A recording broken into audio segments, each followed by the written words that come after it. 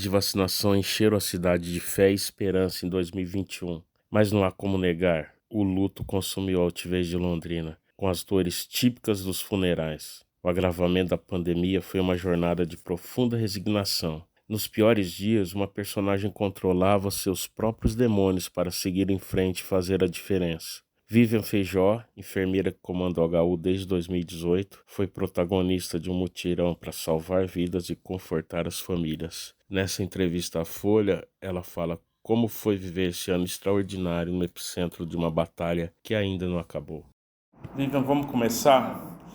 Eu queria que primeiro você lembrasse qual que é o momento mais marcante do ano aqui no HU, que você provavelmente não vai esquecer na sua vida nunca mais. Olha, eu posso te dizer que foi em março, onde nós tivemos um pico muito importante, com ocupação de mais de 150% das áreas da urgência e emergência, onde em diversos turnos do dia nós tínhamos que revisitar o plano de contingência e providenciar pontos de oxigênio, ventiladores, máquinas de hemodiálise e suprir o hospital na necessidade individual de material médico hospitalar e medicamentos. Eu acho que esse foi o maior desafio, que foi confrontado também com as dificuldades do mercado. Então, nós lidamos com o comportamento da indústria farmacêutica e de material médico, que de certa forma alguns materiais sumiram, os sobrepreços e a necessidade emergencial de manter tudo à disposição. Então, foi muita criatividade, foi muita reunião com equipes especializadas para que nós pudéssemos encaixar possibilidades de substituição desses materiais e desses medicamentos que em alguns momentos pudessem vir a faltar. Então, isso gerou uma angústia muito grande no gestor, no sentido de ser responsável técnico e de prover isso. E quero dizer para você pode ver ali, eu sou uma pessoa cristã, nós provemos todos os materiais necessários, nenhum paciente ficou desassistido e o que faltou foi reposto e substituído. E nós aproveitamos todos os espaços necessários para a acomodação dos pacientes que precisaram do hospital universitário. Eu queria que você fosse um pouco mais específica, nesse março, que deve ter sido um março muito duro para todo mundo aqui. Sim. Teve um momento que simboliza isso, que você, um dia, porque há momentos na vida que você acha que não tem saída, que você, entendeu? Que você tem que Quando alguém te manda uma foto que tem 8 ambulâncias com doentes graves parado na frente do hospital que você administra, isso se sobrepõe a todos os seus princípios de civilidade, né, em respeito ao próximo, a questão gerencial e técnica de trabalhar organizado, se sobrepõe com esse sentimento de ultrapassar o limite da barreira e fazer o seu melhor, né? Então, eu acho que esse momento onde eu vi se acumular ambulâncias na frente do PS, onde a gente viu um número de pacientes graves, muito graves. Eu posso lembrar vocês daquele paciente que saiu correndo do hospital, né? O mesmo gatilho de medo e de angústia que os pacientes sentiam, quem estava aqui dentro também sentia. Da alta gestão ao médico que está lá na ponta, ao enfermeiro, ao funcionário da limpeza que tinha que liberar um equipamento ou um espaço para acomodar aquele doente. E nós estamos falando de uma doença que necessita de uma intervenção ventilatória, que precisa de oxigênio, e não é qualquer lugar que você acomoda esse paciente. Você precisava de um lugar que isolasse os positivos, que protegesse os não positivos, os suspeitos, e que fornecesse condição de integridade física no fornecimento de um mínimo cuidado, de humanização, né, de conforto e de assistência ventilatória, que é dar o oxigênio para a pessoa que está com falta de ar. Eu espero que a gente não passe por isso, mas é uma situação muito angustiante, você ter falta de ar e precisar receber esse oxigênio. Então, quero dizer para vocês, foi uma angústia muito grande dos gestores, porque não só os medicamentos como material médico, houveram possibilidades de falta de oxigênio também.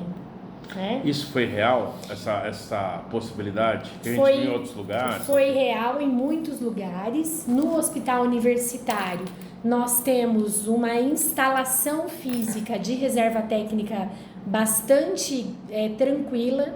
Quando nós montamos o hospital de retaguarda no prédio da Matriz, nós superestimamos, e eu falo que foi para o bem, né? Porque nós demos conta de prover o sistema. O que faltou? Torpedos de oxigênio. O que é torpedo? Torpedo é quando o doente está na rede e você precisa tirar ele desse leito e levar ele para fazer uma tomografia. É um volante, é um torpedo. Você entendi. pega o torpedo, liga um cano e põe no doente. Normalmente ele está ligado na parede, então na parede o oxigênio não faltou. O torpedo de oxigênio para transporte veio a ficar restrito em número de que a gente revezava e redistribuía também, porque quer dizer, você não conseguia fazer todo o trânsito normal ao mesmo tempo. Você teria que fazer uma escala. Exatamente. 3 por vez, 4 por vez. Eu tive que escalonar, porque um doente de Covid-19 grave ou moderado que estivesse em oxigenoterapia, e o nosso foco é o doente moderado e grave, normalmente o moderado ele já está em máscara, pelo menos, de oxigênio. Ele precisava desse suporte. Então, para sair do PS, para ir fazer um exame, ele precisava do torpedo.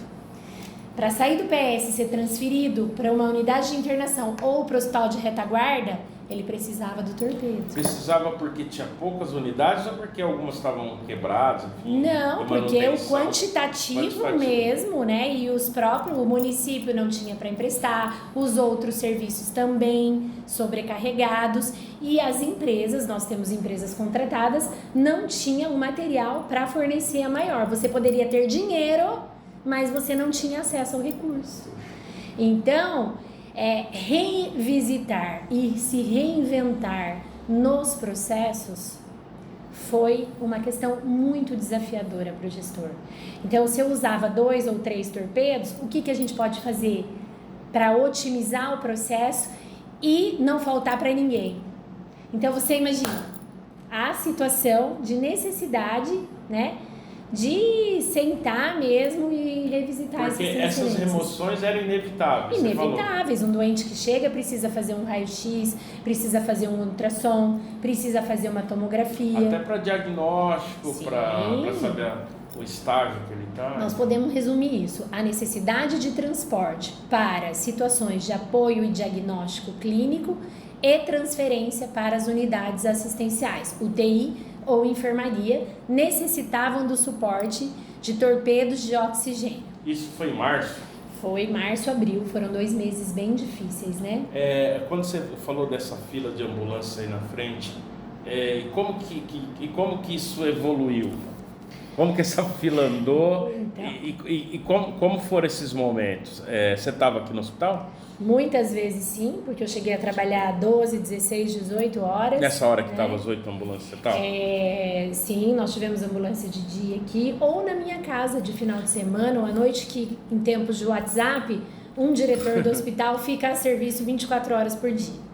Em tempos de WhatsApp, em tempos de pandemia, e um hospital que funciona ininterruptamente. Depois eu vou te perguntar como que você conseguia desligar, mas enfim, essa fila de 8 ambulâncias, ela como que acaba assim? Só pra gente entender. A fila, se forma a fila, por que ela acaba depois? Por que ela acaba? Porque a gente vai lá e identifica quais são os pacientes prioritários para entrar, né? E nessa fila nós vamos ter o idoso, nós vamos ter um indivíduo mais jovem, nós vamos ter o mais grave, o menos grave. Então nós vamos priorizando, nós trabalhamos com classificação de risco, né? Ou seja, tem uma enfermeira na porta que vai lá e vê qual tá mais grave e menos grave. E internamente, pelo perfil de paciente, um é suspeito, o outro já é Covid, a gente ia acolhendo e remanejando internamente. Oficialmente o PS tem 48 leitos cadastrados. Graças à expansão, nós chegamos a ter 123 pacientes nesse espaço novo hoje, né? Então vocês podem ver. Então além... E eles ficavam acomodados nos corredores? Como que era isso? Hoje a planta física nos permite acomodar melhor esses pacientes em alas dentro do PS. Então aconteceu sim de estar em corredor, mas nós acomodávamos por grupo. Na saúde a gente chama de coorte. Então nós cortizávamos nos salões paciente suspeito fraco e forte e contaminado, porque alguns doentes já chegavam com sintomas muito característicos, então tinha uma suspeita forte, ou até mesmo uma história familiar muito próxima com outro paciente positivo. E tinha aquele paciente já muitas vezes com doenças cardíacas, com dificuldade respiratória, que poderia ser uma outra doença e que não tinha tido contato com Covid, que também entrava como suspeito, né? Então a gente acomodava como suspeita fraco. Vivian, em algum momento pode ter exposto? Não podemos descartar e dizer que não, mas quero dizer com tranquilidade, protegemos muito os doentes e o hospital universitário não teve surtos, porque nós acomodamos dessa forma, nós cortizamos o perfil de pacientes. Então, conforme o perfil, a gente ia puxando a fila, tá? E em torno de 1, 2 horas a gente organizava isso. Na verdade, foi o maior teste de organização que o HU deve ter passado nesses 50 anos. Olha, eu tô porque aqui... a organização fica imprescindível num momento como esse. A urgência e emergência ela é uma grande porta de entrada de um hospital. E ela é uma unidade, para vocês entenderem, de transição. Ou seja, o doente tem que entrar, tem que ser atendido e ele deve sair do pronto-socorro o mais breve possível para liberar vaga para outra emergência.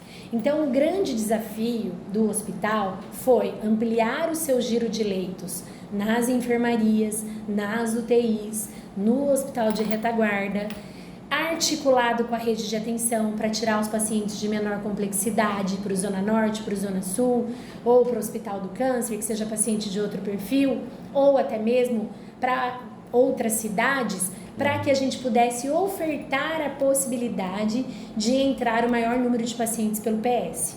Então, o desafio era fazer o hospital rodar para que esse período de permanência no PS fosse o mais breve possível, estabilizasse esse doente para que ele pudesse acessar a enfermaria ou o leito de UTI mais breve possível. Okay.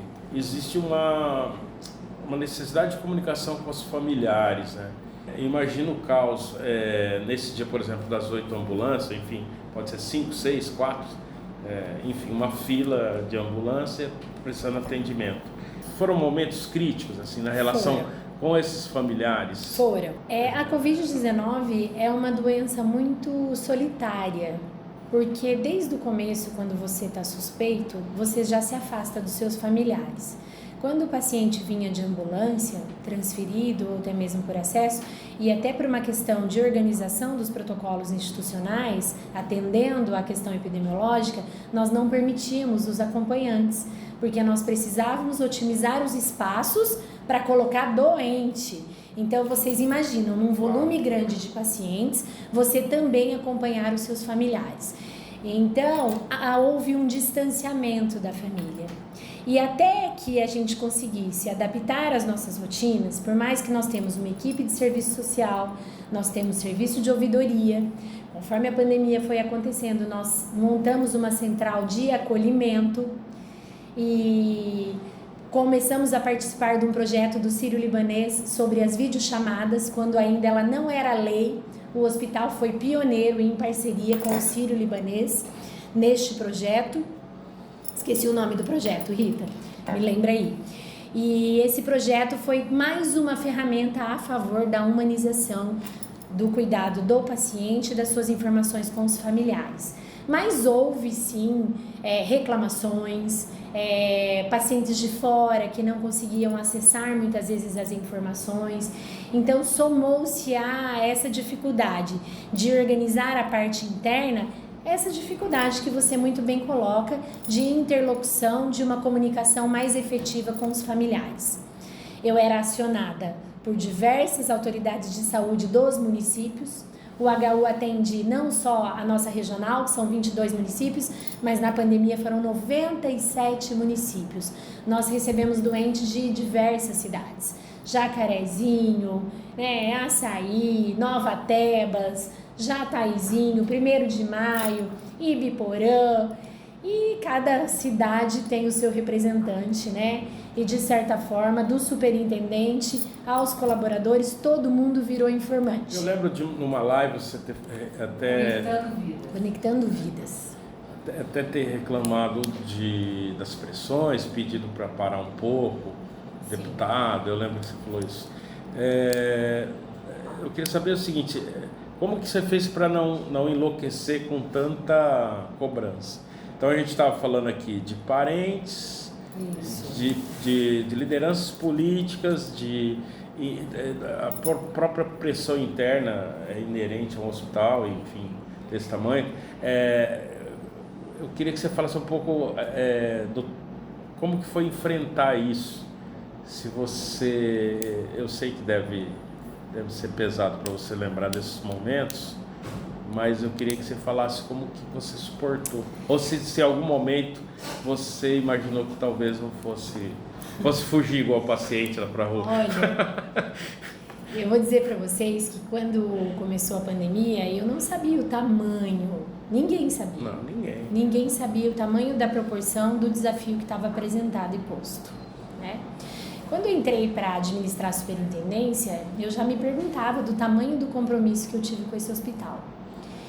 E eu fui surpreendida com esse grande desafio que foi encarar essa pandemia, que foi dar uma resposta para minha comunidade interna.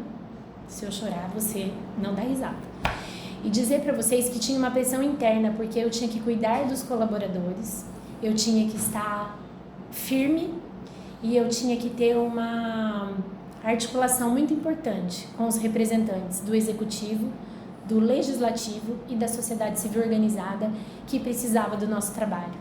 E quero dizer a vocês que, de forma surpreendente, nem eu acreditava na força que eu tinha internamente para que eu não pudesse cair. E eu só fui cair em dezembro do ano passado, quando eu tive Covid no dia 23 de dezembro. Porque eu fui muito firme no sentido de me apresentar para que nós pudéssemos construir isso com uma equipe multiprofissional. Ninguém faz nada sozinho. Não foi a Vivian.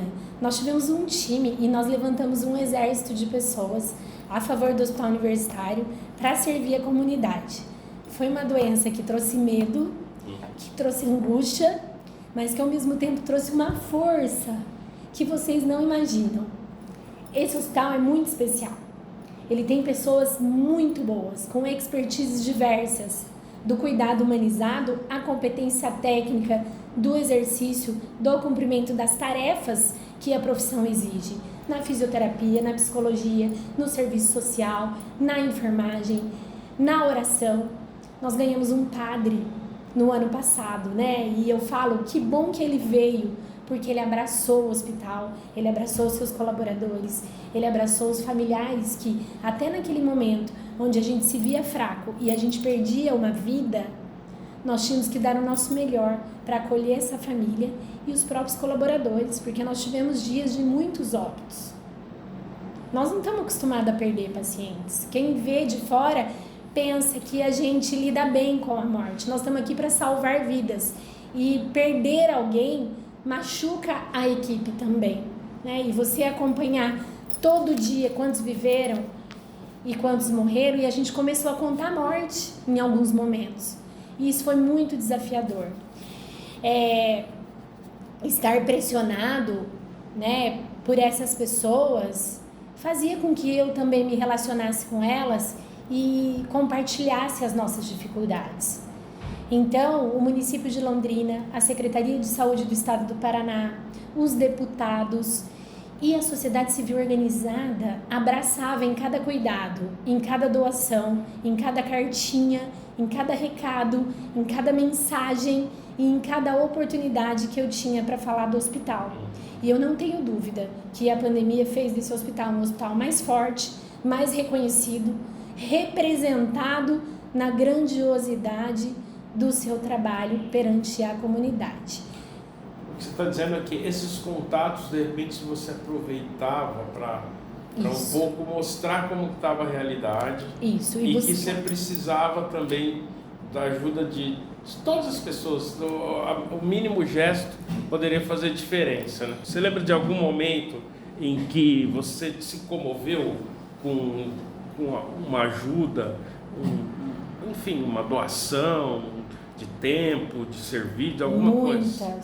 Você pode exemplificar para a gente? A cartinha das crianças das escolas, né? As crianças, elas são sensíveis. Então, muitas professoras trabalharam o tema da valorização do profissional da saúde em relação ao enfrentamento da pandemia. Então, eu não gostaria nem de correr o risco de nominar, porque foram vários atos concretos, né? Nós tivemos uma doação de uma imobiliária que foram toneladas de alimentos que foram angariados a favor do Hospital Universitário no enfrentamento da pandemia. E esses alimentos viraram cesta básica para muitos pacientes que frequentam aqui, suas famílias que não tinham condição, e também supriram a necessidade do hospital em muitas faltas. A pandemia, ela fez com que o agro se misturasse com a saúde. Então, aqueles aventais grandes, aqueles macacões de proteção, as cooperativas se uniram e doaram EPIs. Num momento onde não tinha EPI para comprar. Vivian, você tinha dinheiro para comprar? Em alguns momentos eu tinha dinheiro e eu não tinha o fornecedor. Ou ele elevava o preço. E aí, eu, enquanto ordenadora de despesa, e esse também foi um grande desafio, porque você tem a necessidade do paciente apresentada, você tem um regramento administrativo que você tem que seguir, que é pesquisa de preço, que é licitação, que é dispensa, é Tribunal de Contas do Estado, ou seja, eu tenho os mecanismos de controle que me acompanham e eu tenho a necessidade do paciente apresentado. O que você faz?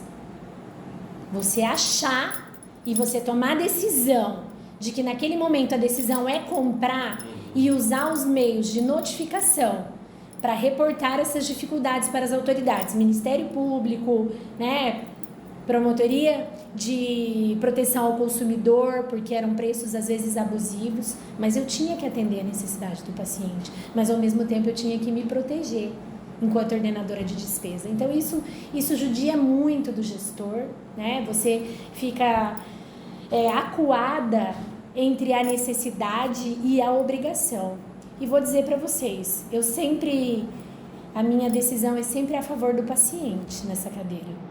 E quando eu tenho tranquilidade na justificativa e na argumentação daquilo que eu quero e compro para o paciente, eu decido pelo paciente e compro para o paciente. Vou dar um exemplo para vocês. Na pandemia, poucos hospitais tinham condição de ofertar hemodiálise.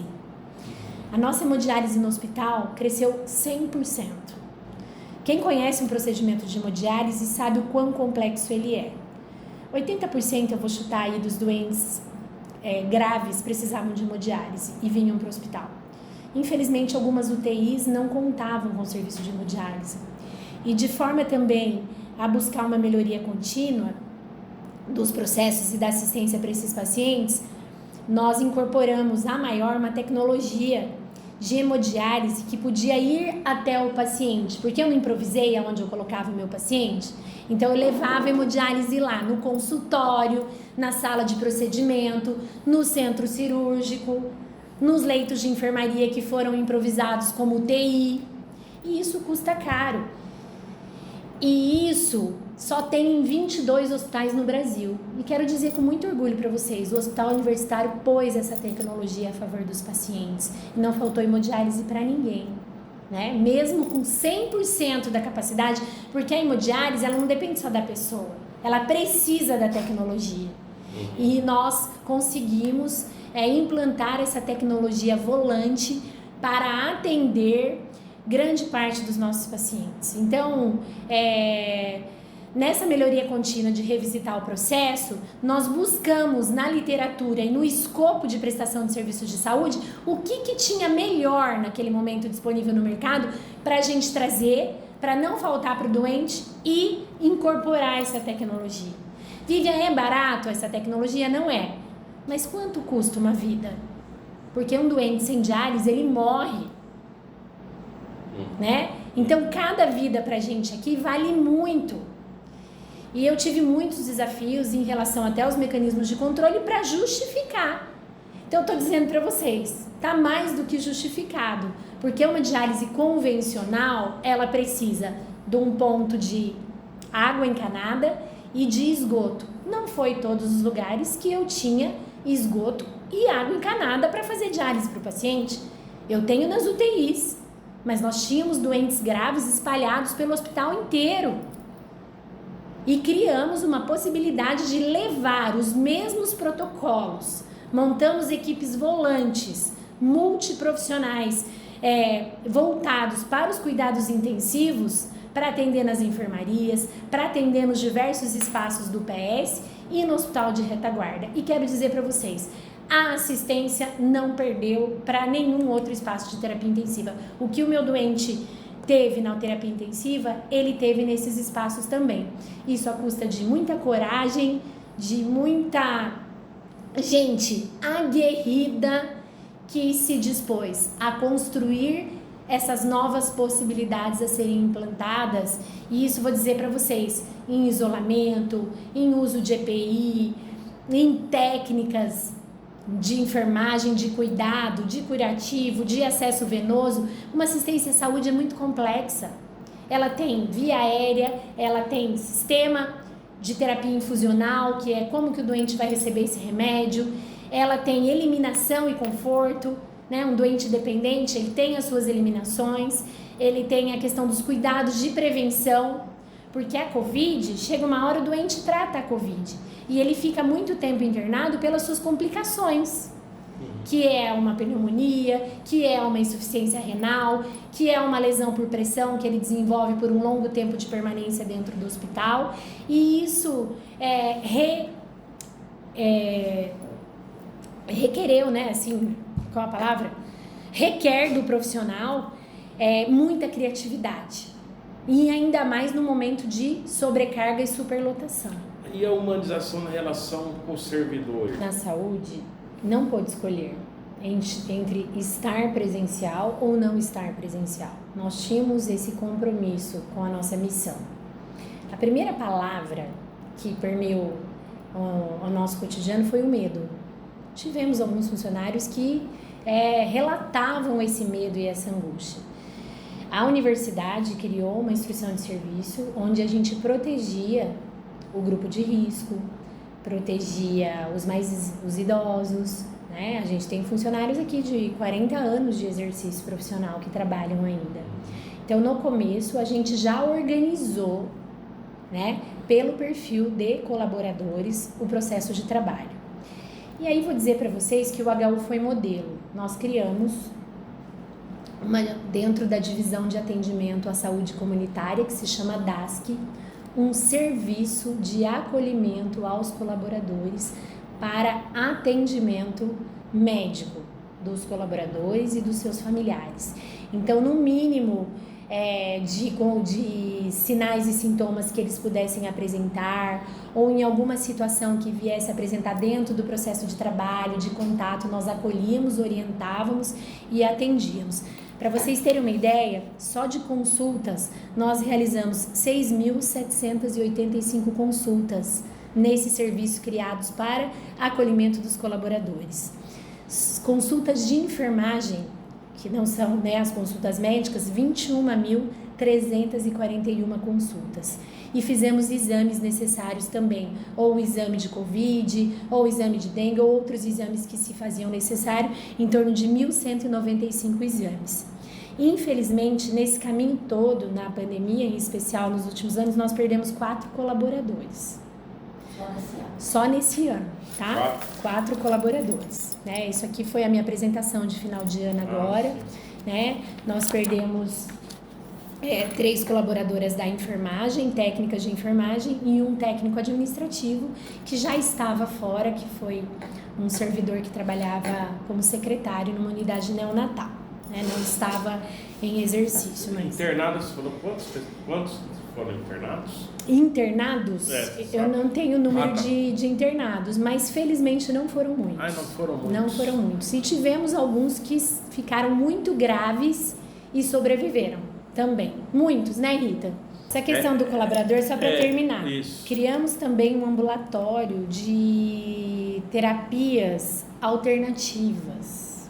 Reflexologia nos pés, acupuntura. Mas por conta da pandemia, tudo isso? Tudo isso foi implantado para aliviar a carga de trabalho. E isso vai ficar permanente agora? Assim a gente espera, né? Precisa de verba, né? Olha, tudo isso, nós vamos chegar lá, né? Também custa. Disponibilidade de carga horária. E vou dizer para vocês, nós tivemos suporte do governo do estado do Paraná.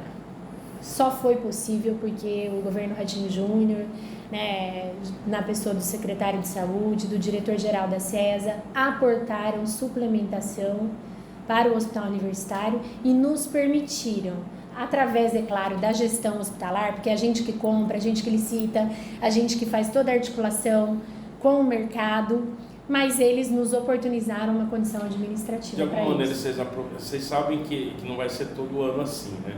Que a investimento em saúde no Brasil, a gente sabe que embora tenha aumentado bastante, é insuficiente. Muito.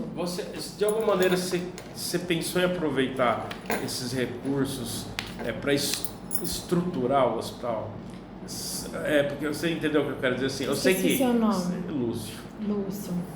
Quando eu entrei para ser diretora desse hospital, eu sou enfermeira de formação, trabalhei com TI e sempre procurar um respirador e um monitor que monitora a parte cardíaca do paciente era um desafio. E eu brincava com as meninas assim, olha, se um dia eu for diretora, eu vou ter uma frota de respirador e de monitor.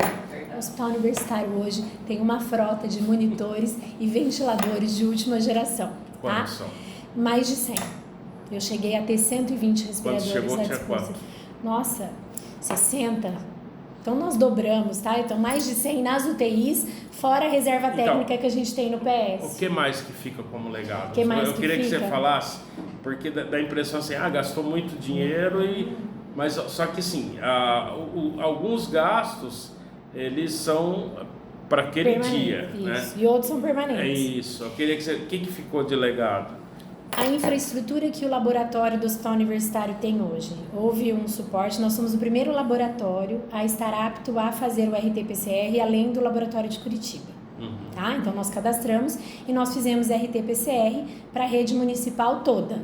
Tá? Então essa infraestrutura que a gente implantou lá não sai mais. É uma estrutura qualificada, né?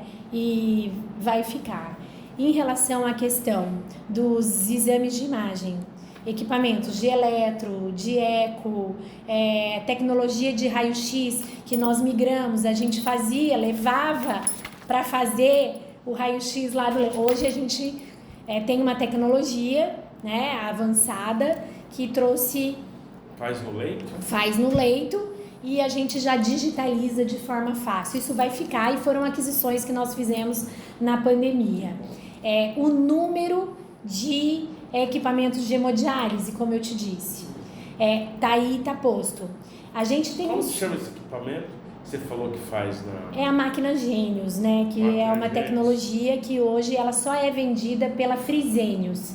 E essa era a grande dificuldade. Ela não tem concorrência. Como é que você compra algo que não tem concorrência? Mas ela é uma tecnologia agregada que ainda não quebraram a patente. Quanto custam?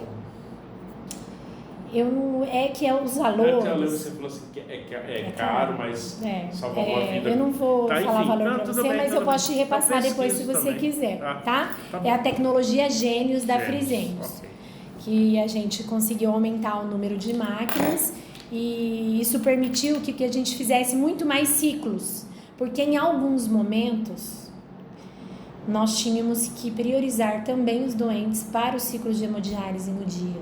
Então, qual é o doente que vai ser dialisado hoje. Então, resolveu também esse problema, né? Resolveu esse problema. Então, ampliou o acesso, né, do cuidado necessário.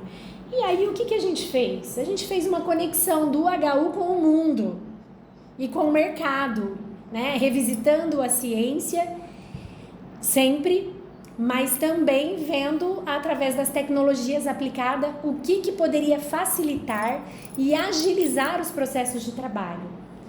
E o nosso time foi sensacional, tá? Foi espetacular no sentido de trazer ideias, cada um na sua área, porque a fisioterapia é uma área, né, a enfermagem, a diálise, a pneumo, a infecto, a urgência e emergência, a cardiologia, o laboratório, o serviço social, cada um nas suas demandas foram trazendo ideias. Nós criamos um plano de contingência, nós temos um grupo até hoje de fluxo Covid e semanalmente, nos primeiros, né, agora está espaçado, semanalmente nós nos reuníamos e fazíamos novas estratégias pactuadas em equipe dentro desse time, né, aliado ao núcleo de epidemiologia hospitalar e ao controle de infecção hospitalar, para que a gente pudesse sempre proteger o colaborador,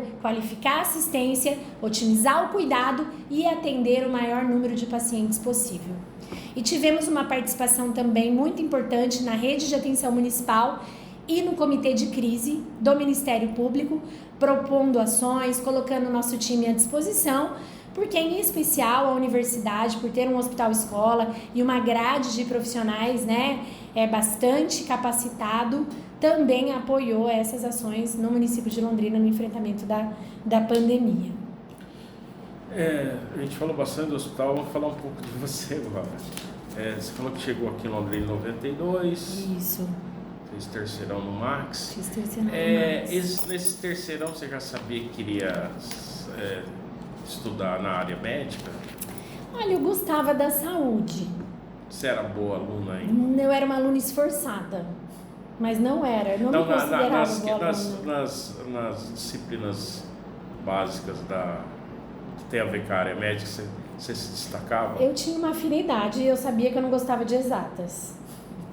Era isso. É isso que eu ia falar, entre humanas, exatas e biológicas, você já tinha decidido? Não, biológicas. Isso eu Você sabia que eu queria biológicas. Por quê? E o meu pai teve uma diverticulite muito grave quando eu era criança e tinha uma enfermeira, estomaterapeuta, que cuidava dele. Olha só.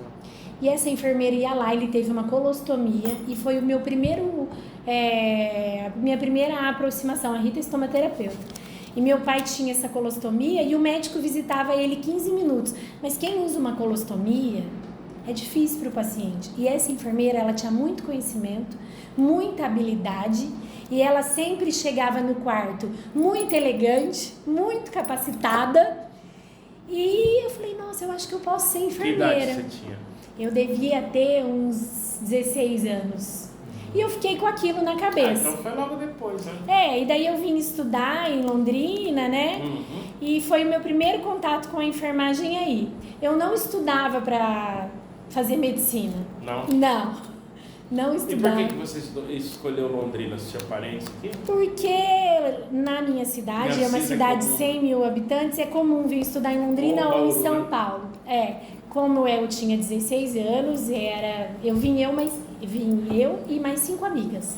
Nós morávamos em 6 meninas. Numa república aqui. Numa república, a 2 quadras do Max. A gente ia a pé e voltava. Era só isso que a gente podia fazer aqui, naquela época. Tá, e aí no Max, tem alguma coisa a ver com o terceiro ano aqui? Não, né? E aí eu resolvi prestar enfermagem. E você não pensou em outra?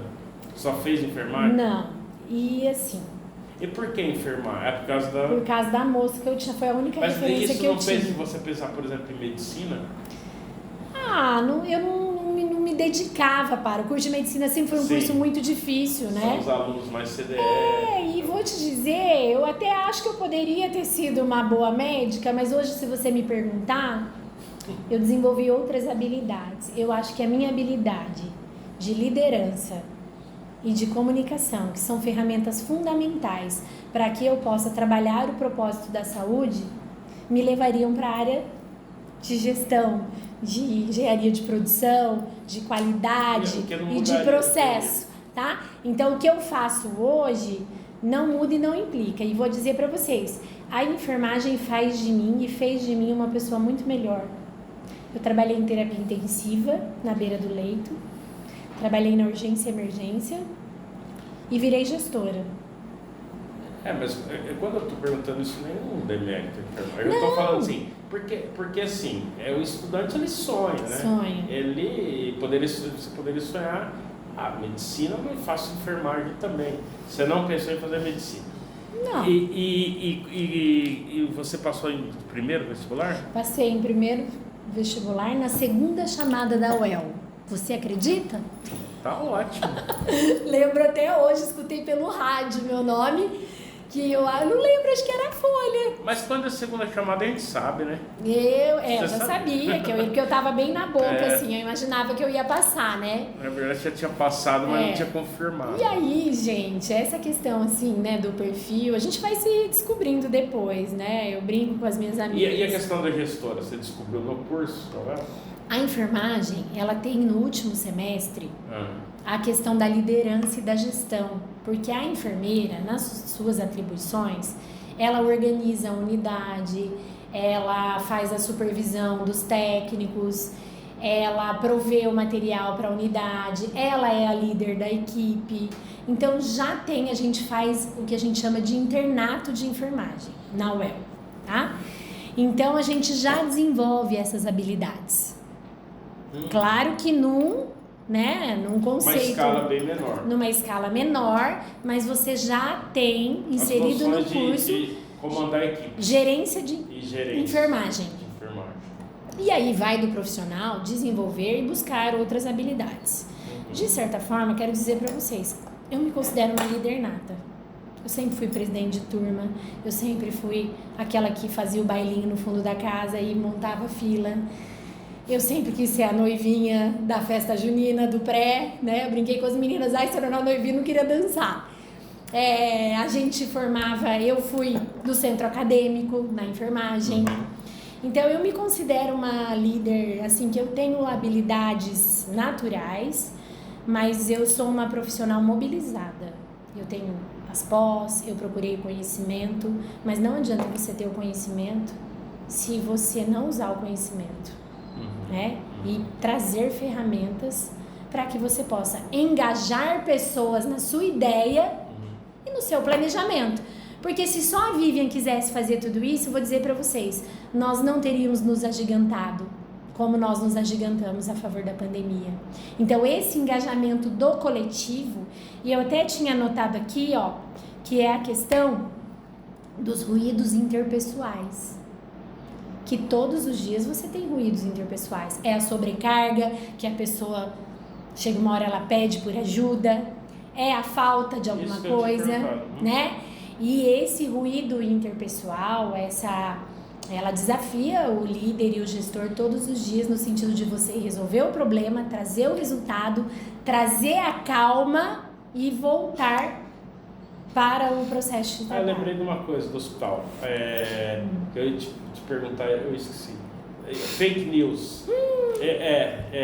Eu lembro que a HU de cada 10 fake news de Londrina, 11 era aqui. Como que foi esse período? Lembra que teve uma que eu denunciei pro GAECO, que a mulher falava que tinha 5 crianças morrendo na UTI pediátrica? Não, era impressionante.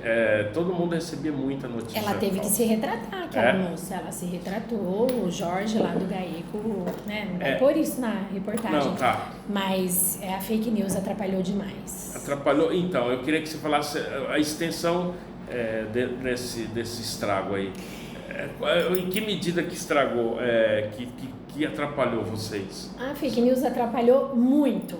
Por quê? Em 2 vertentes. Primeiro porque ela coloca em xeque, né, os processos administrativos e assistenciais do hospital. Porque quem escuta a fake news não sabe o que realmente está acontecendo aqui. Então ela gasta o tempo para explicar e ela descredencia todos os processos que você constrói. né? Então falar, tá faltando fralda, tá faltando EPI, tem surto no HU, tem 5 crianças lá morrendo. Então você tem que desconstruir essa fake news, muitas vezes através da imprensa e da rede social, e nem sempre quem ouviu a fake news vai ouvir a desconstrução da informação. Então isso causa uma insegurança para os pacientes que estão internados e também escutam, tá faltando remédio, tá faltando fralda, tá faltando leite, né? Tá tendo surto aqui dentro, tem 5 crianças morrendo. Então essa é uma fake news de processo de trabalho que expõe a instituição e faz com que os profissionais que já estão sobrecarregados gastem o seu tempo para desconstruir internamente e externamente a imagem do hospital.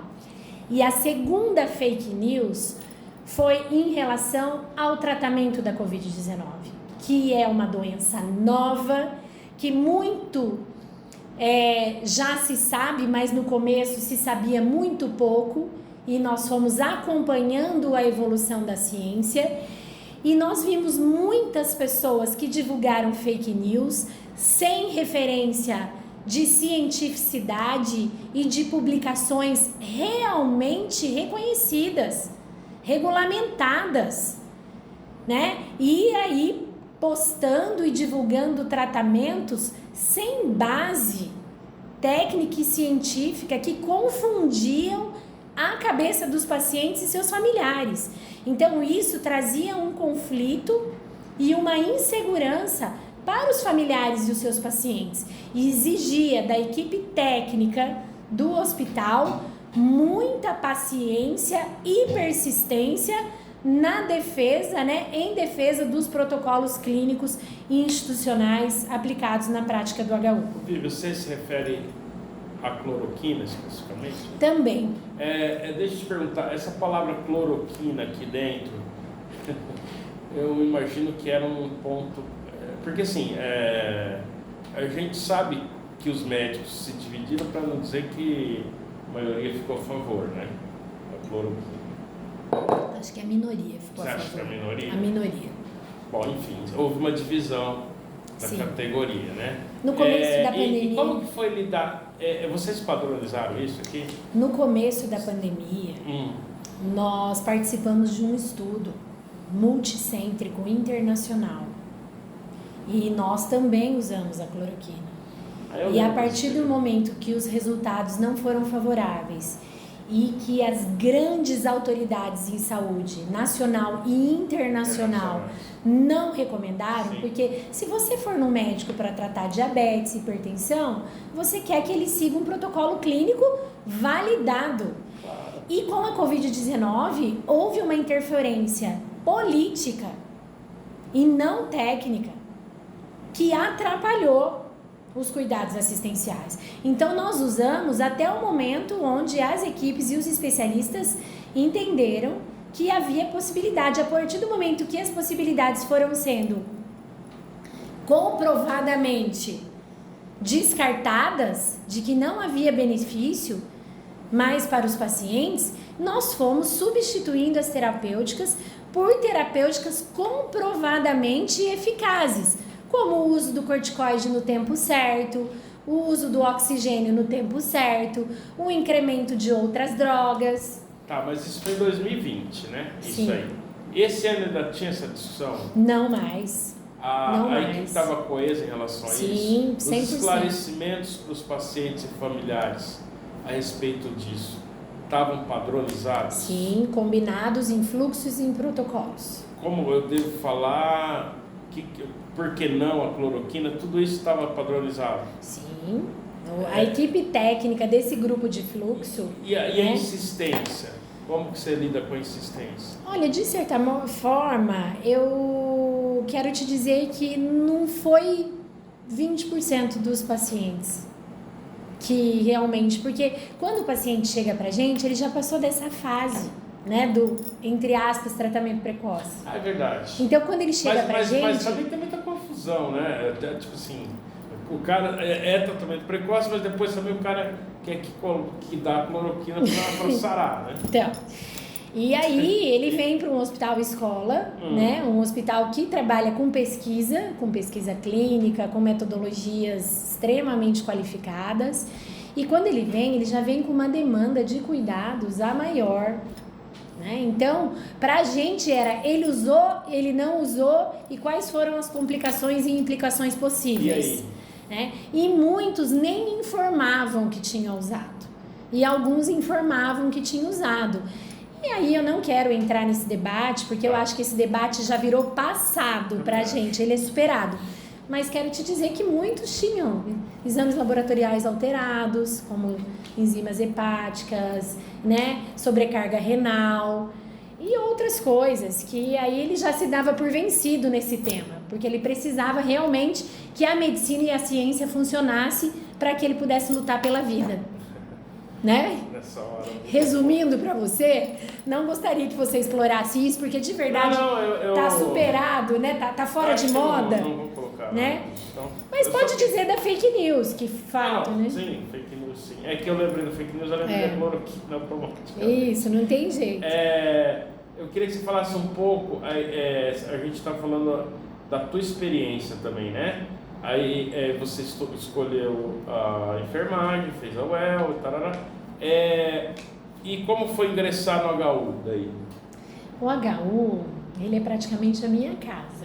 Eu comecei Desde adolescente, né? 1993, né? Em 92 eu estudei no Max, em 93 eu já entrei na universidade.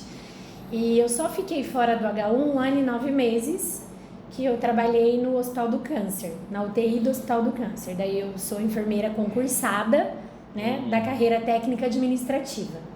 Aí eu entrei aqui para trabalhar no pronto-socorro e transitei já nesses 22 anos, faz a conta aí. Eu entrei oficialmente como enfermeira, eu entrei em 2000, vai fazer 22 anos, né, oficialmente como enfermeira. Mas aí eu estudei 4 anos, olha, é a minha casa aqui, né? Então eu tenho muita afinidade com esse hospital.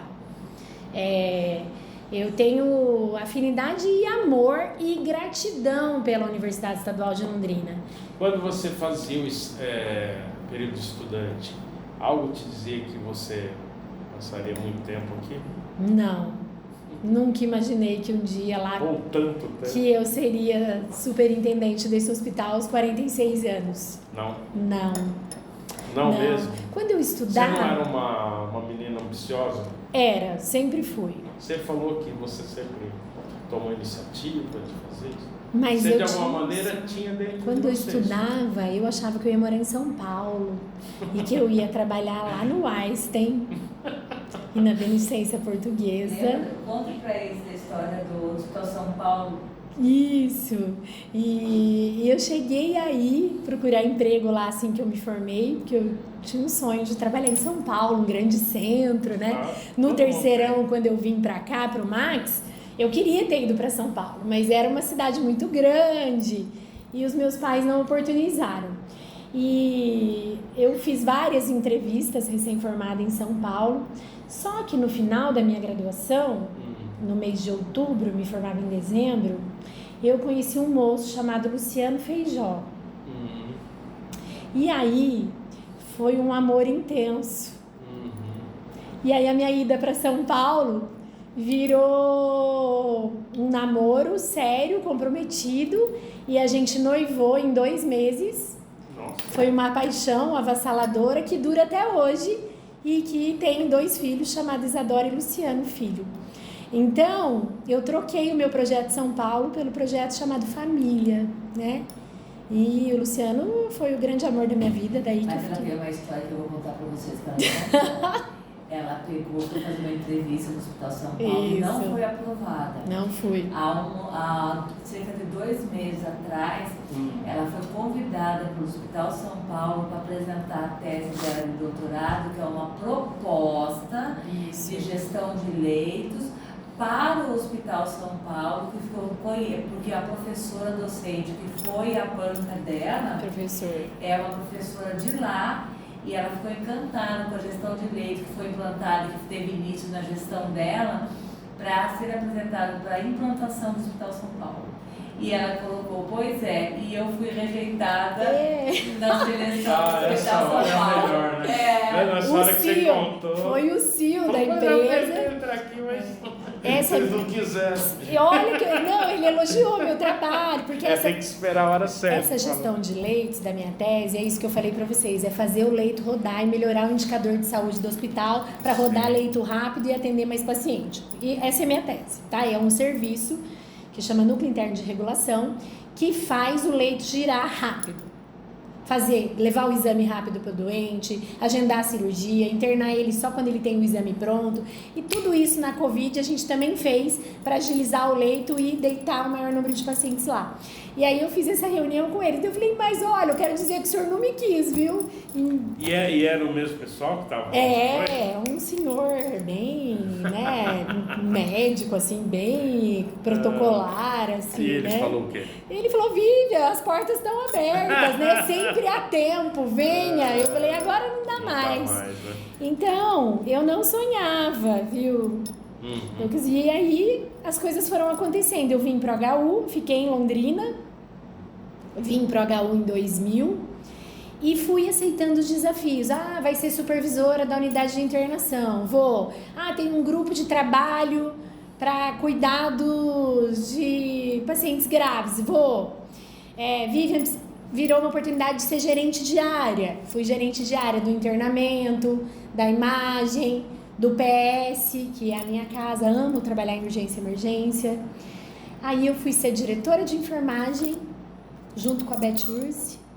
E aí ela falou, Vivian, você está preparada, você é a candidata para diretora superintendente. Eu falei, eu? Será? E quando eu virei superintendente, eu já tinha medo e ansiedade. Será que eu vou dar conta? E aí, meninos, eu ganhei um presente chamado Pandemia da Covid-19. E se eu tinha dúvida, né? A pandemia aconteceu e o hospital cresceu muito. E é isso. Deixa eu te falar, você falou da família, acho que dá para perguntar tudo nesse episódio. E também o seguinte, eu vi os dados, eu fiquei impressionado. Assim. 2020, Londrina teve 436 mortes. Isso. E agora está com 2.320. Ou seja, nós tivemos quase 2.000 mortes a rigor esse ano. Quer dizer, se em 2020 as pessoas achavam que o negócio estava grave, você imagina no ano seguinte, onde morre 5 vezes mais praticamente. É um absurdo. Tá, e aí eu vi na notícia que você foi noticiado no dia 27 de dezembro, que você estava com Covid. Eu imagino que você passou Réveillon... trancada. Foi, né? Eu estou errado? Não, tá certo.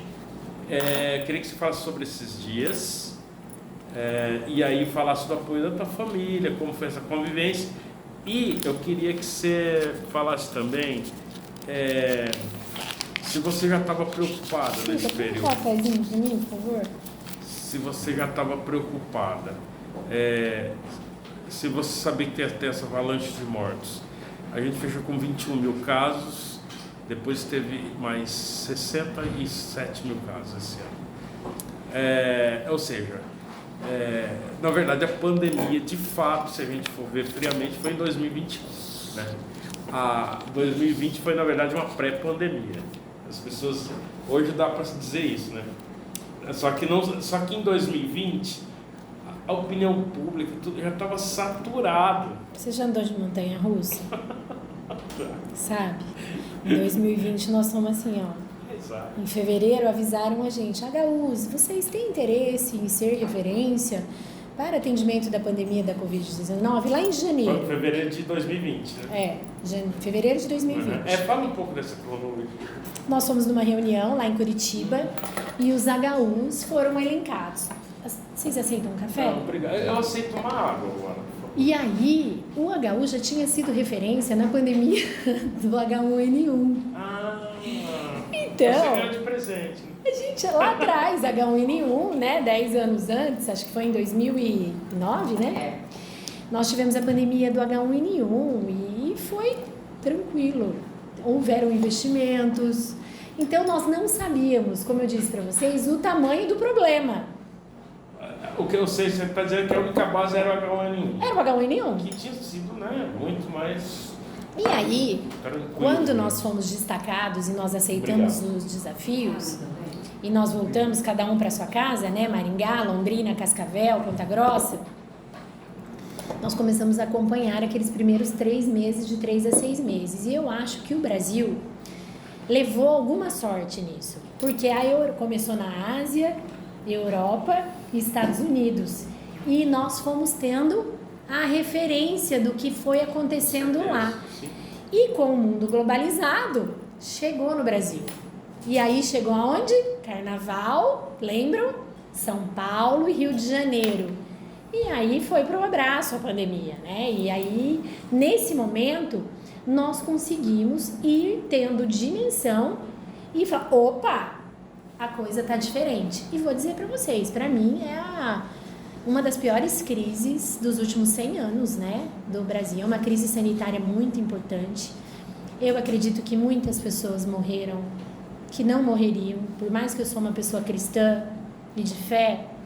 Foi uma doença que expôs muito, essa questão da proteção, essa questão do acesso e da vinda da vacina, né? Não teve milagre, gente. O que mudou agora que nós estamos aqui conversando? É a vacina. O que eu te perguntei isso porque é o seguinte, voltando lá, você está no Réveillon, isolamento domiciliar. Eu falei ainda disso. Você achava que eu ia morrer? Não. E certamente fazendo um balanço do ano que tinha passado, que era um ano difícil, que era um ano tal. Você, eu quero ser sincero, você tinha formação como cientista ou gestora que seria tão duro quanto foi 2021? Não. Você imaginou? Não. Você chegou a pensar que o pior já tinha passado? Não. Porque a gente já sempre pensava que ia vir um pior ainda. Porque quando começou muitas mortes, apesar de grandes lutas e as novas variantes, porque as novas variantes nos desafiam. Não desafiam? Tá uma outra aí, né? Tá uma outra aí que ainda a gente está esperando. Dá para falar sobre ela ainda? Ao que parece... Ontem saiu uma informação, né? Ao que parece, ela interna menos. Ela é menos grave, mas ela é altamente... 70 vezes mais potente. 70 vezes mais contaminante, infectante, mas interna menos. Então, se interna menos, a princípio, parece menos grave. Mas é tudo ainda estudos preliminares em papers. Não é nada, né, muito sólido ainda. Tem mostrado para nós, não vamos entender depois mesmo agora, que a vida está voltando ao normal, que as pessoas estão viajando e conforme ela for tomando maiores proporções, né? Até então, por isso que eu falo, o momento é de atenção. O Brasil teve uma cultura de vacinação importante, apesar de muita fake news. O Paraná teve uma conduta muito importante com a vacina. E a cidade de Londrina tem sido exemplo. 70% da população está com o esquema vacinal completo, né? Me corrijam aí se eu 70%. E agora ir avançando na terceira dose, porque a gente sabe que a titulação cai. Desculpa te interromper, é que eu lembrei que em dezembro já tinha começado a vacinação no Reino Unido, você lembra? Lembro. Então, olha só, quando você pegou o Covid ano passado, por isso que eu te perguntei, tinha uma notícia boa, que era... Mas a gente não tinha acesso, porque o Brasil tinha negado a vacina, você percebe que o ano começa com um astral muito bom, que é assim, olha, enfim, temos vacina, né? Pelo menos a população do Reino Unido tinha, né? E depois aí foi o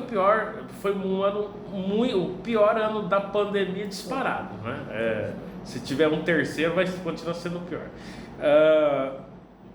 E você, o que você pensava lá no teu isolamento?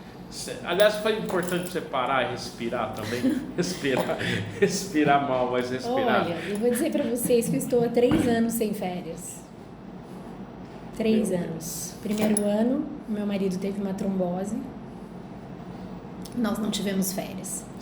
No segundo ano, veio a pandemia e nós veio, né, 2021, né, que estava aí nessa transição aí, né, 2020 para 21, que eu peguei o Covid, inclusive, E é muito difícil. Vocês tiveram Covid? Eu não tive, não. Eu não sei como foi pra você. Eu não senti nada. Você foi então assintomático. Qual que foi a tua O experiência? meu, eu não vou dizer que foi moderado para grave, mas eu tive uma experiência com hipovolemia, eu fiquei muito fraca, Ah, é? muito. Você contou isso pra alguém na época? Não. Não, E daí? mas eu só não internei, primeiro porque eu sou enfermeira e eu tinha Você precisou de muita cuidado assistência. profissional em casa, não? Então, meu marido, como ele é cirurgião vascular, Ah, ele é cirurgião vascular. e ele não trabalhou nas cirurgias eletivas, ele começou a trabalhar na Covid também e apoiar. Ele foi trabalhar nas UTIs para ajudar.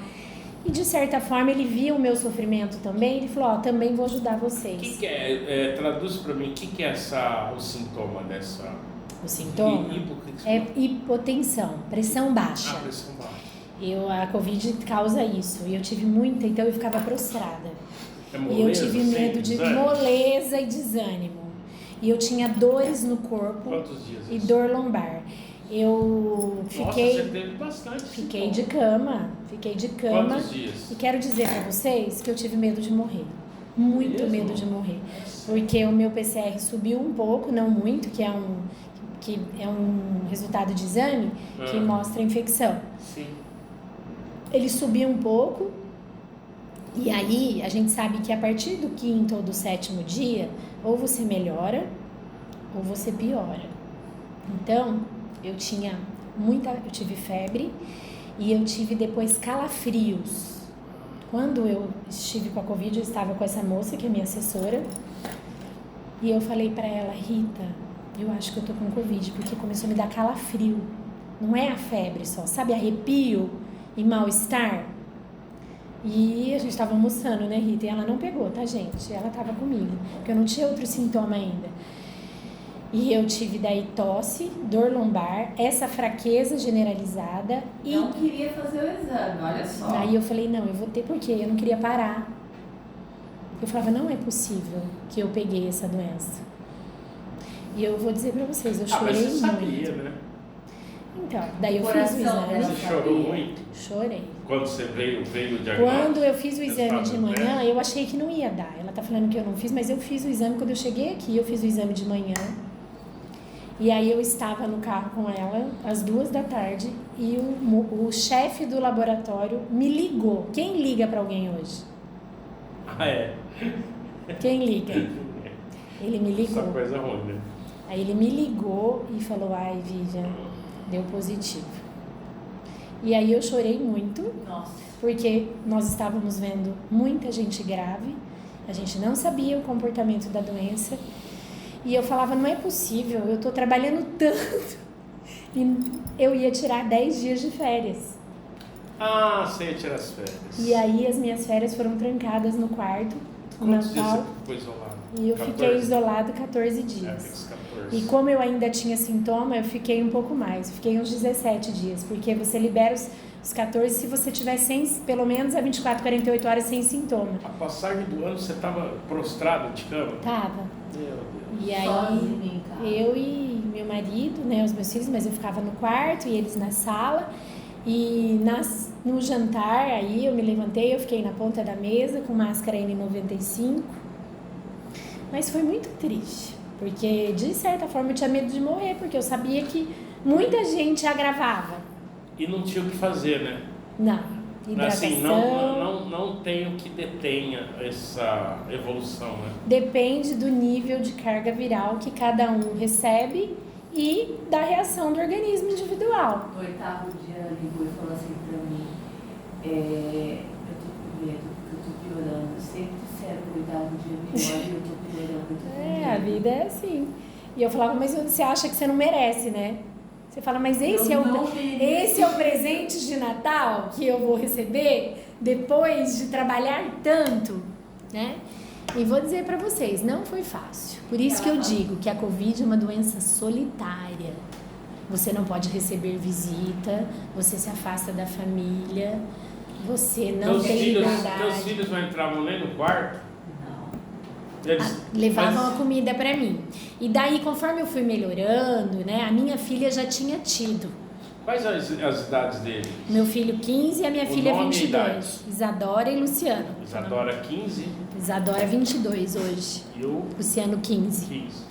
A Isadora já tinha tido Covid em setembro. Então, ela é a que mais tinha acesso comigo, né? E aí a gente se... Mas mesmo assim não era normal, né? Não, à distância. E com máscara N95. Todos na minha casa, né? As empregadas se afastaram, a Isadora me ajudava e o meu marido também, e a gente ficou... Ele não foi contaminado? Não. Apesar de estar trabalhando... Pra você ver como a máscara funciona. Ele dormiu comigo, eu estava positivo, eu não sabia. Pois é. E ele não pegou até hoje. Então ele não pegou nenhuma vez? Nada, zero. A máscara protege e na minha casa, conforme eu fui melhorando, eu saí do quarto, eu mantive o distanciamento e todas as medidas não farmacológicas necessárias. Lava a mão, usa o álcool, eu andava com álcool e então em tudo que eu pegava era álcool antes e depois. Lavagem das mãos e distanciamento social, mais de 2 metros. E o uso de máscara, todos eles. Porque nem a sua família quer ficar perto de você. Claro, né? Ninguém quer, né?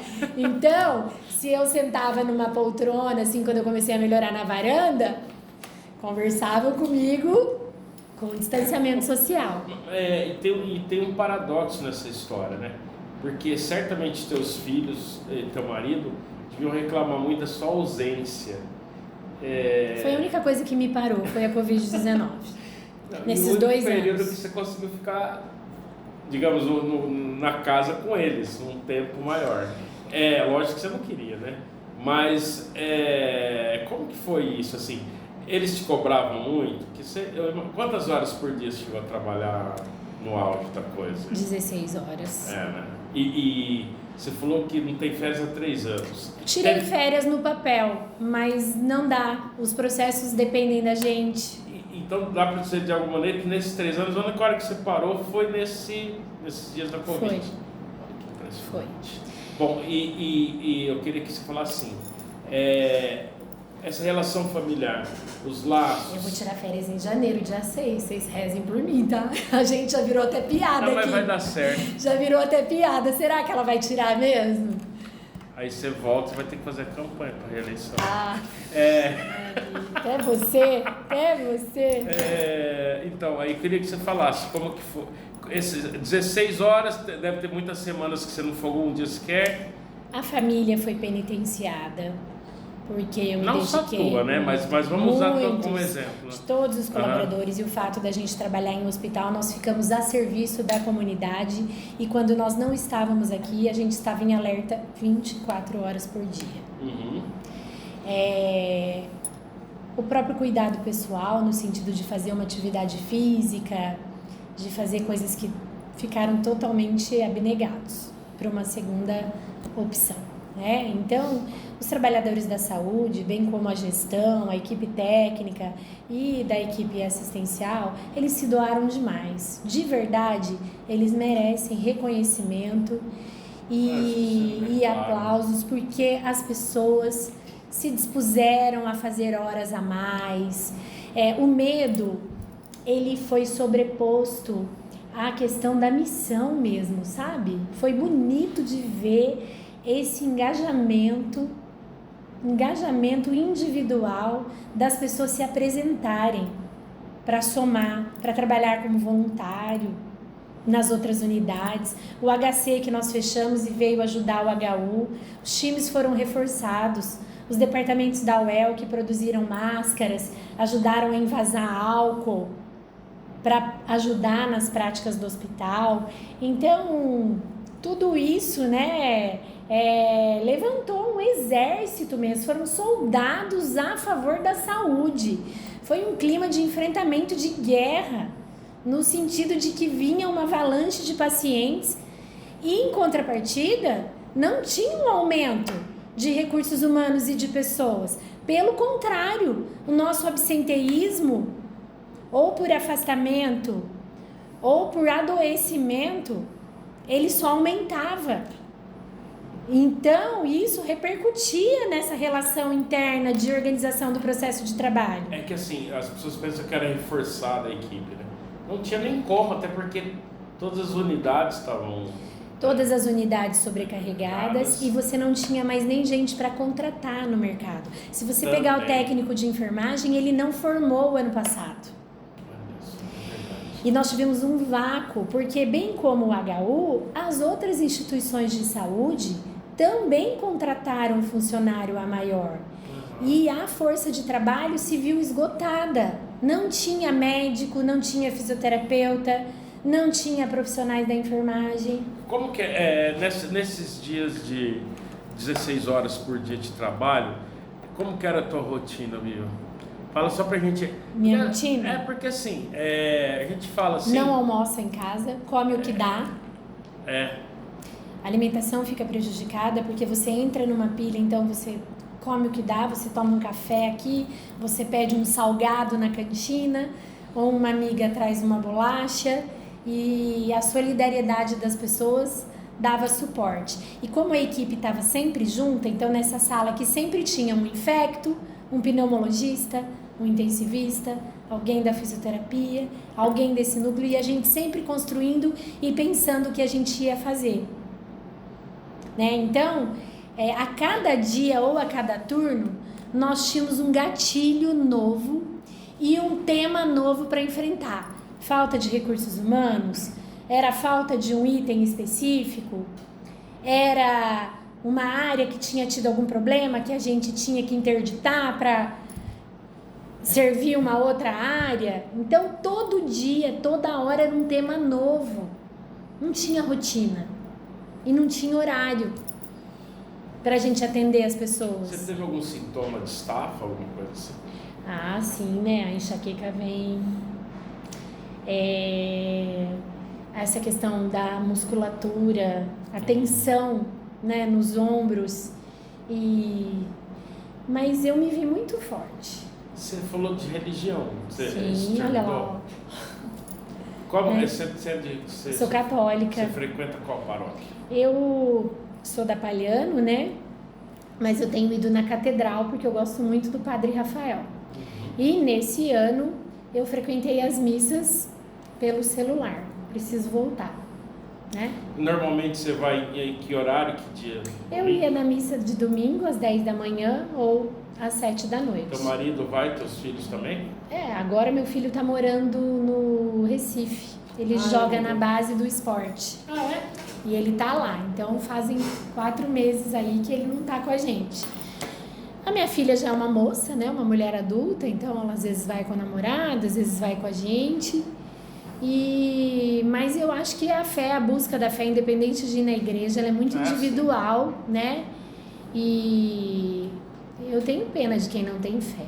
Porque na hora que o homem se faz fraco e que falta alternativa, você tem que buscar alguma força maior. Você falou que assistia às missas, né? Sim. E eu ouvia muito louvor. E aí tem uma música do Padre Fábio de Mello que fala assim: vou nas asas do Senhor, porque Ele é bom. E eu falava: Senhor, eu vou nas asas e o Senhor me leva. Escuta essa música, é linda, eu posso te mandar depois. E eu falo que ela é o hino que me sustentou, porque eu colocava no carro na hora que eu vinha para trabalhar, porque a gente tem fraquezas. Tem dia que eu falava: nossa, o que vai acontecer agora? E é aquilo que vocês falaram, é a família que morria e chorava aqui debaixo da janela. E eu falava: mais um óbito, meu Deus.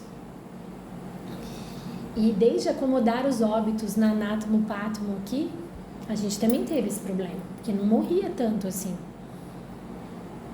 Então o saco do óbito, do corpo, acabou, lembra que a gente teve problema? E a gente tinha que ser criativo para ver o que ia fazer, porque quem vende não estava preparado. E era um tipo de doença... Qual que é o recorde de óbitos num dia, você lembra? Nossa, eu acho que a gente teve 20. Meu Deus! 20 óbitos. Nossa, esse dia foi horrível para a equipe. A equipe. Mas assim, teve vários dias de mais de 10. Sim. Isso foi pra 10, 12, cara. Vocês ouviam daqui? Não, é que a família aqui embaixo é o serviço social. Então, se a família às vezes chorava, vinha aqui. Sim.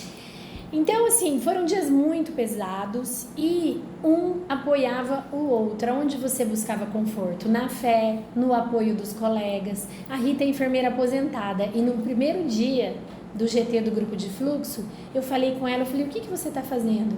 Vem me ajudar a construir o plano de contingência para enfrentamento do Covid? E ela aposentou e veio trabalhar na pandemia, terceirizado, e esteve sempre aqui do meu lado, na construção, né?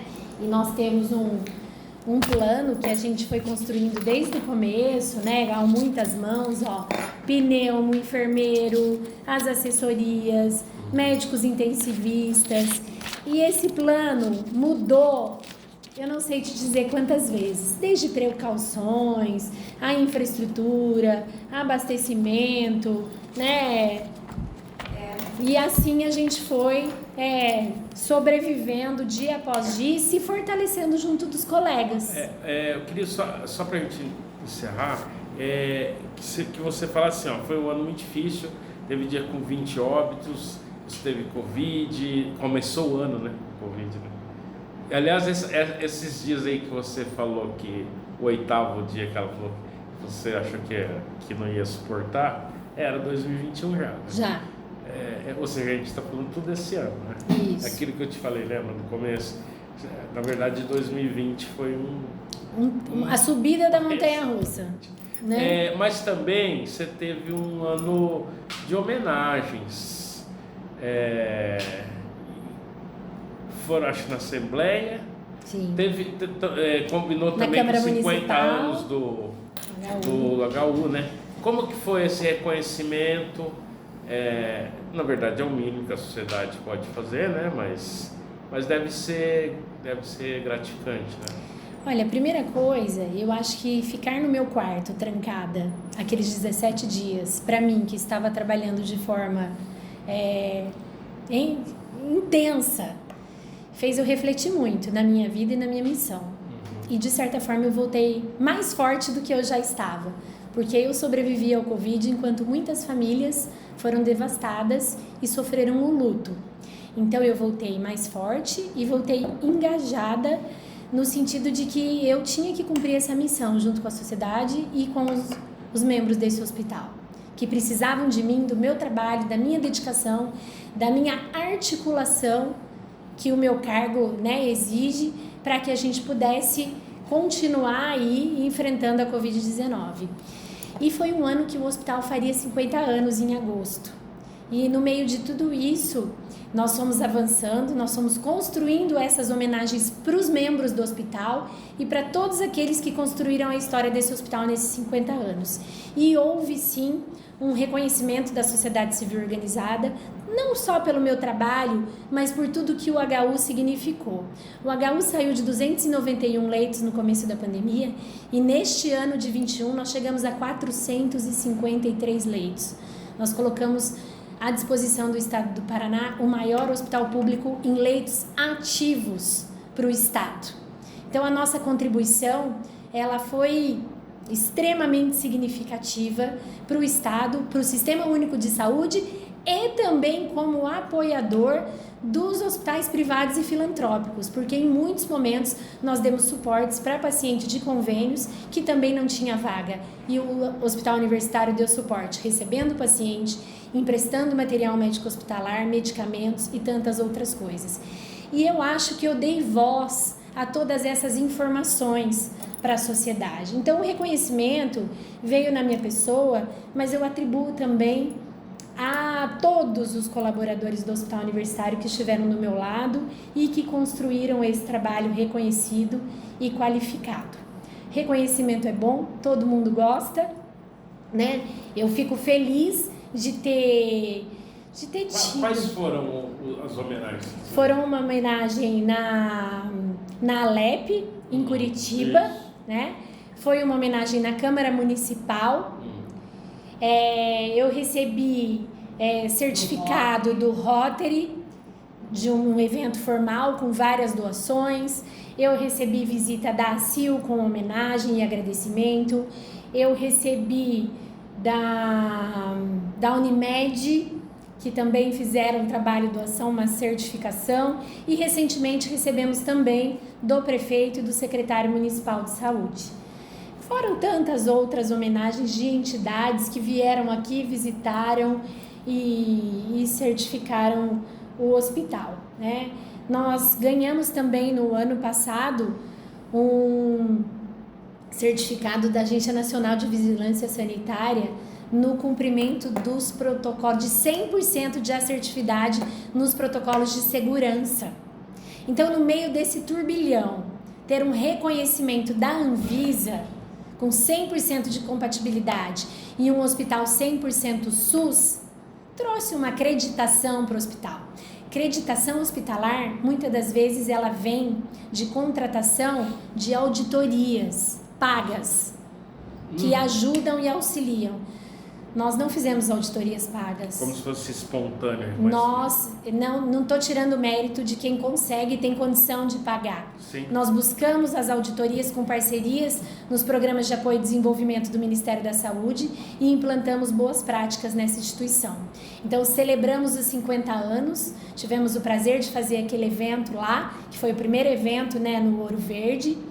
É um evento grandioso, do tamanho que o hospital merece, que essa instituição merece.